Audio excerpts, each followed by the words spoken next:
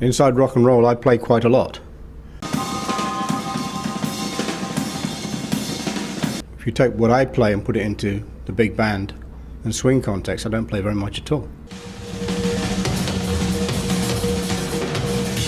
In rock and roll, my job is to make the groove and occasionally do something clever, to make a point.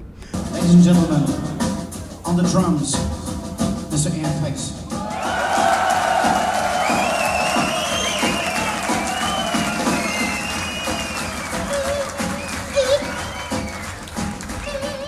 Long before Ian Paice would sit behind a drum kit for Deep Purple, it was the sight of Gene Krupa in full flight that first captured his imagination.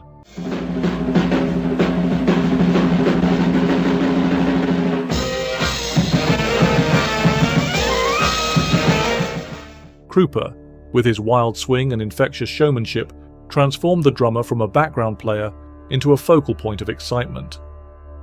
Paice, growing up in Nottingham in the 1950s, was mesmerized. When I saw Gene Krupa, it was the excitement he created that made me want to play. He could make the whole room move just by what he did behind the kit, Paice recalled in an interview. Krupa's energy was not merely in his playing, but in the atmosphere he generated, making the drums an emotional instrument as much as a rhythmic one. Watching Krupa's performances, Paice absorbed an early understanding that drums could lead as well as support, a lesson he would later bring to rock music.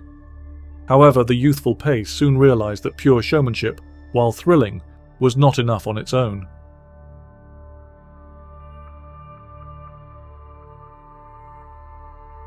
Determined to develop his skills beyond the theatrical, Ian Paice turned to Buddy Rich, a man whose technical mastery set standards few could match.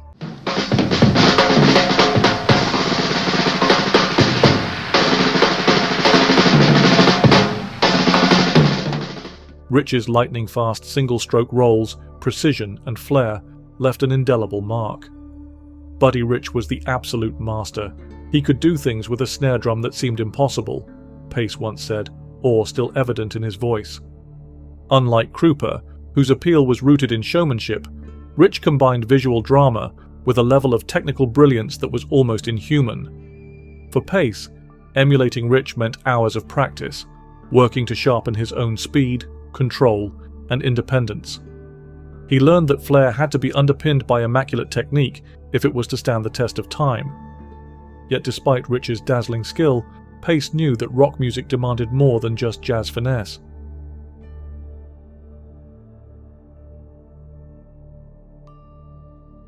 While Paice absorbed the lessons of the jazz greats, it was Carmine Appice who taught him how to translate that technical fluency into something heavier and more direct.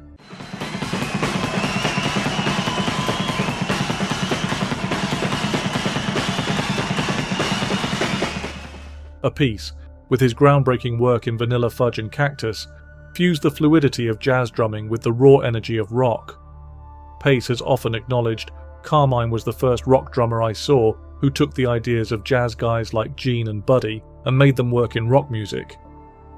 Appice's boldness encouraged Paice to hit harder, to make every stroke count, and to drive the music with authority. Watching him showed Paice how dynamic power could be added without sacrificing musicality. This was crucial as Deep Purple moved towards the heavy rock that would define them. Still, focusing purely on power ran the risk of overshadowing the song itself, and Paice needed to find a balance.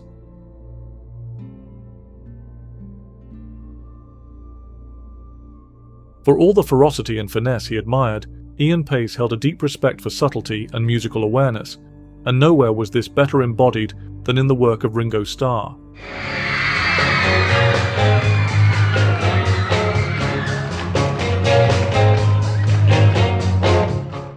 The Beatles' drummer, often underestimated, demonstrated an instinct for playing exactly what a song required, no more and no less.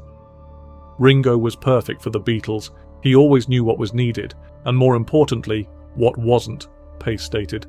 Starr's drumming was a lesson in taste and restraint. He showed that choosing the right rhythm or fill, rather than the most complex, could elevate a track immeasurably. From the swung hi-hat pattern on All My Loving to the thunderous toms on A Day in the Life, Ringo served the music first. Paice absorbed this philosophy, weaving it into his own style to ensure that even the most technically demanding Deep Purple tracks always felt natural and musical. However, mastering feel and groove did not mean abandoning rhythmic ambition altogether.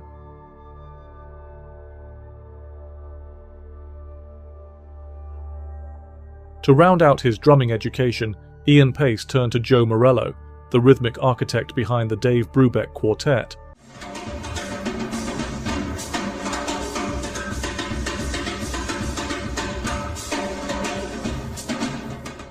Morello's work on tracks like Take 5 introduced millions to complex time signatures wrapped in accessible grooves.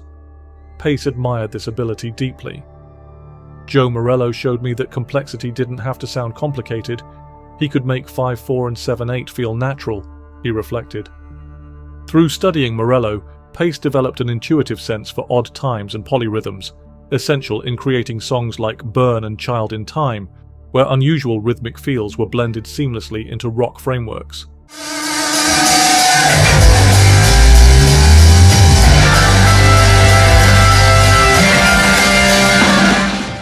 Morello taught him that technical sophistication could coexist with groove and accessibility, providing a complete toolkit for a rock drummer looking to push boundaries. Nonetheless, synthesizing these influences into a unique voice required more than technical knowledge.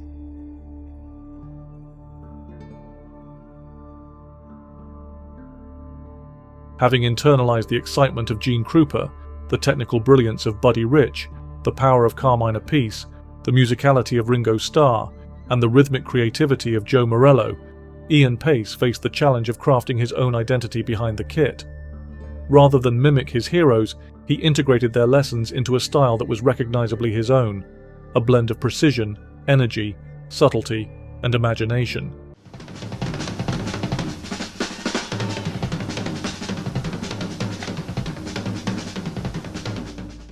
Paice's drumming on tracks like Speed King, Highway Star, and Smoke on the Water showcased his ability to mix machine-like precision with an instinctive sense of swing and feel.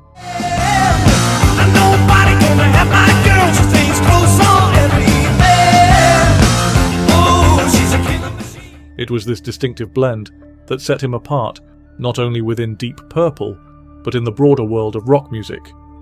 Still, recognition of his contributions as a drummer did not always come easily.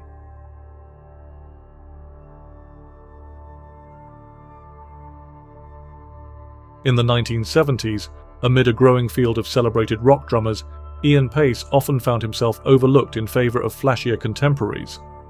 Yet musicians in the know consistently singled him out. Carmine Appice himself said, "There's a lot of great players out there, but Paice's got it all. The speed, the feel, the musicality."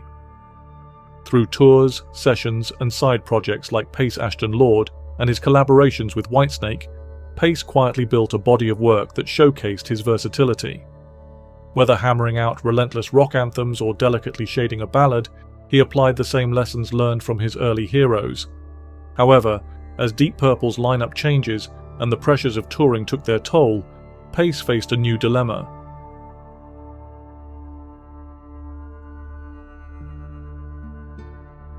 When Ritchie Blackmore left Deep Purple and the band faced uncertain futures, Paice remained the anchor. His steady presence kept the group grounded even through turbulent years. As the only founding member to feature on every Deep Purple album, his commitment reflected not just loyalty, but the practical resilience that his drumming heroes had modeled. "I just love to play," Paice once said. "It's as simple as that. If you love it, you stay with it." That philosophy carried him through lineup changes, industry upheavals, and shifting musical trends. But longevity in the rock world demands constant reinvention.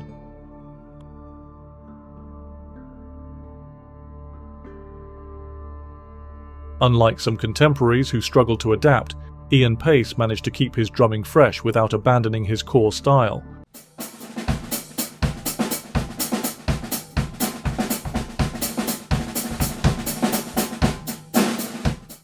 By embracing newer influences without losing the lessons of Krupa, Rich, Appice, Starr, and Morello, he remained relevant even as rock evolved.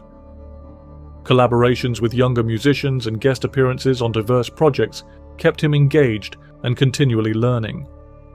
"Every player you hear has something you can learn from," Paice said. "If you think you know it all, you're finished." In staying open while holding fast to fundamental principles, Paice achieved something rare, an enduring career built on both tradition and evolution,